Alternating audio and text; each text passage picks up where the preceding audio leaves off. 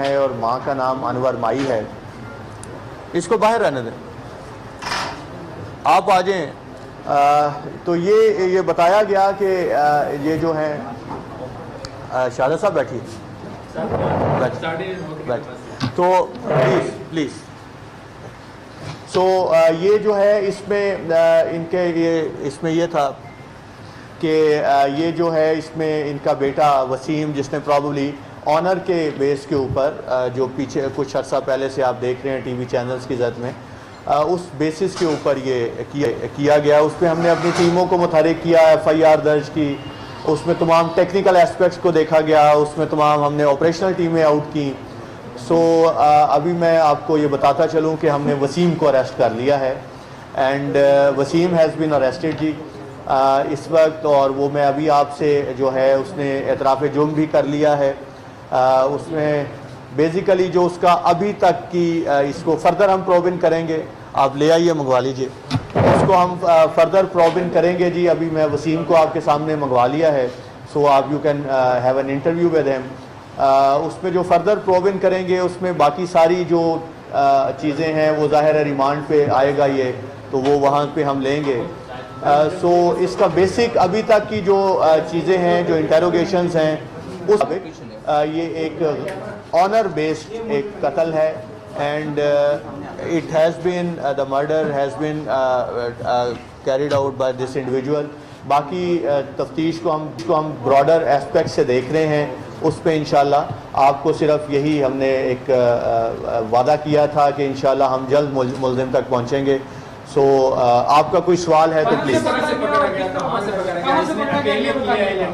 जी देखें, ये मर्डर के बाद ये चला गया था DG खान। हमारी टीमें वहाँ से आज दोपहर से ही पहुँच गई थी और वहाँ हमारी टेक्निकल टीम्स भी थी, ऑपरेशनल रेड करने वाली टीमें भी थी, हमारे हर तरह के रिसोर्सेज भी वहाँ काम कर रहे थे। इस पर मैं ख़ास तौर पे अपनी टीम का जिक्र करूँगा जिसमें SP कैंट हैं, सैफ साहब, इन्होंने बड़ी मेहनत की, और बाकी टीम मेंबर्स हैं जिसमें DSP मुजफ्फराबाद हैं और हमारे बाकी जो टेक्निकल टीम है उसने बड़ी मेहनत की। So at the end we got hold of him. और इसमें अभी तक यही है कि इसने गैरत की वजह से इसने इसका नाक और जो मुंह है उसको दबा के मारा, और मारने के बाद ये DG खान चला गया विद 2 of his फ्रेंड्स। उन फ्रेंड्स पे जो है वो हम काम कर रहे हैं। सो आई एक्सपेक्ट कि वो भी जल्द पकड़े जाएंगे और उसके बाद ये मालूम होगा कि दे वर आइदर इन्वॉल्वड इन और नॉट। अभी हम इस स्टेज पे इन्वेस्टिगेशन की है, वो स्टेज पे कुछ नहीं कह सकते, लेकिन अपेरेंटली अभी तक की तहकीक के मुताबिक ये अकेला ही था, बाकी इन्वेस्टिगेशन में निकलेगा। नहीं जी, वालिदैन पुलिस के पास नहीं है, आपकी इन्फॉर्मेशन ठीक नहीं है, वो अपने घर में हैं और वहीं पे हैं, और उनकी बाकी गेस्ट भी वहाँ पे हैं जी अपने घर में। उसकी डेड बॉडी को सरखाने में रखा गया था बिकॉज उनके पेरेंट्स जो हैं वो और अहले खाना पहले डिसाइड नहीं कर पा रहे थे कि बरियल कहाँ पे होना है। सो वंस दे डिसाइडेड, तो वो सुबह 5 बजे के करीब उन्होंने हमें बताया है कि they will shift the dead body to DG Khan जहाँ पे बरियल होगा। Any other question please. ये तकरीबन टाइम है जी, आई मस्ट से 9 से 11 बजे के दरमियान का टाइम बनता है जी। जी ये क्योंकि ऊपर सोए हुए थे, 3 लोग ऊपर सोए हुए थे और कंदील नीचे थी, सो ये नीचे ये इंसिडेंट हुआ है। तो फर्दर प्रोबिंग ज़ाहिर है इसके बाद हम करेंगे, इंटेरोगेशंस करेंगे। तो वालिदैन जब नेचुरली वो सुबह छत पे सोते हैं, जो लोग वो फर्स्ट लाइट पे या उसके बाद उठते हैं, तो वो नीचे आए तो शायद रूटीन में कंदील लेट उठती थी, तो माइट भी उन्होंने ये समझा कि ये रूटीन में सोई हुई है, तो उस वजह से प्रॉबली। देखिए उसके हमने फोरेंसिक, ये बताता चलूँ कि हमने इसमें बड़ी मेहनत की है सब ने। मैं DG जो PFS से हैं डॉक्टर अशरफ ताहिर साहब, उनसे ज़ाती तौर पे उनसे लेज़ॉन में था, और हमने तमाम हमारे जो IO हैं वो तमाम सैम्पल्स जो हमारी PFSC की लैब ने तमाम जगहों से कलेक्ट किए, प्लस जो एटॉप्सी के जो पोस्टमार्टम के तमाम सैम्पल्स थे वो लेके he has already reach near Lahore, वो लाहौर के करीब हैं। वहाँ पे PFSA में ये आज सुबह अर्ली मॉर्निंग में जमा हो जाएंगे, और मैंने डॉक्टर साहब को रिक्वेस्ट की थी, उन्होंने बड़ी मेहरबानी की कि कल मंडे वाले दिन, कल परसों जो है, आज संडे हो गया, मंडे वाले दिन वो इसके तमाम सैंपल्स को देखेंगे, जिसमें पेट से भी सैंपल लिए गए हैं और बाकी भी हर तरह के सैंपल्स लिए गए हैं।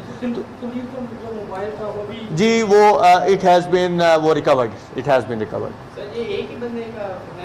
जी फॉर द टाइम बिंग ये है, फर्दर इंटेरोगेशन में फर्दर चीज़ें सामने आएंगी। जी जी प्लीज़ प्लीज़ दिखा दीजिए।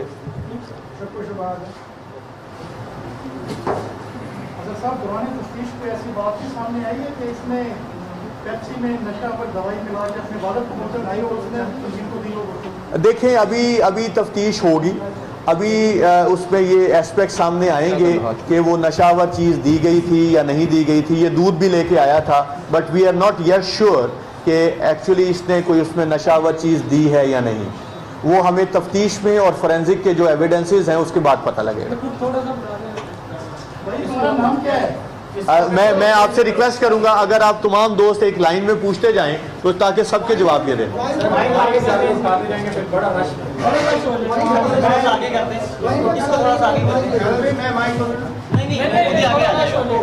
इसको आगे कर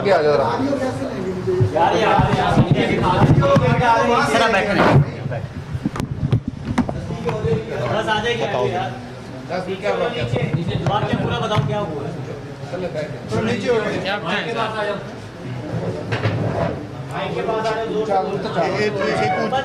थोड़ा सा नीचे हो जाओ। जी सर बोले। मोहम्मद वसीम। वालदा का नाम नहीं आता। अच्छा क्यों कत्ल किया आपने कंदील को?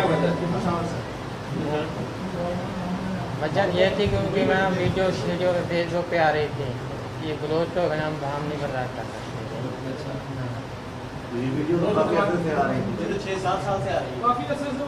और भी बहुत सारे मसले बने हुए हैं ना। कौन से? वो जो मौलवी का मसला बना हुआ है, हमारे घर मीडिया आई हुई थी। पहले तो ये मसला नहीं बना था ना, इसलिए मसला बना है कि हमने ये काम कर दिया। आपके साथ साथी भी तो अपेरेंटली इसका कहने का मकसद ये है कि जब से मीडिया में ये लाइमलाइट में ज़्यादा ये चीज़ें आई तो उसके बाद इनके ऊपर कुछ प्रेशर है।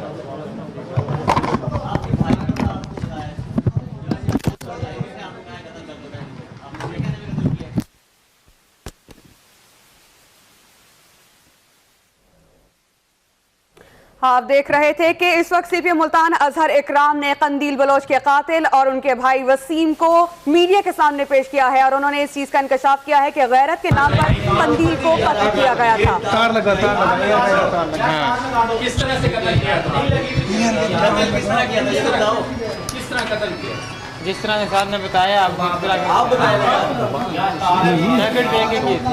टैबलेट दिया था, फिर गला फोड़ दिया। जब लाइट जाने से पहले तो क्या था, लाइट जाने के बाद में तो उस वक्त एक खातून भी उस घर में थी, ऊपर थी वो। इधर देखो किस तरह आपने गला दबा दिया, गला। पहले कोई चीज नशावत थी? हाँ दी थी, टैबलेट दी थी। कब आपने? 2 दिन हो गए हैं। 2 दिन हो गए? हाँ, अगली रात को तकरीबन 11:30 बजे। कोई शर्मिंदगी है आपको? नहीं है शर्मिंदगी, बलोच है। वजह क्या बनी आपकी? मतलब कौन सी वजह? कत्ल करने की क्या मेन वजह बनी? वजह आपको पहले बता चुका हूँ कि जो मसले थे ना उसके, वो हमसे बर्दाश्त नहीं होते। बस आपके दोस्त भी थे इसमें या खुद ही? नहीं, मैं खुद ही हूँ, कोई इसमें। हाँ, अकेला हूँ मैं। Thank you very much. बस ले जाएं।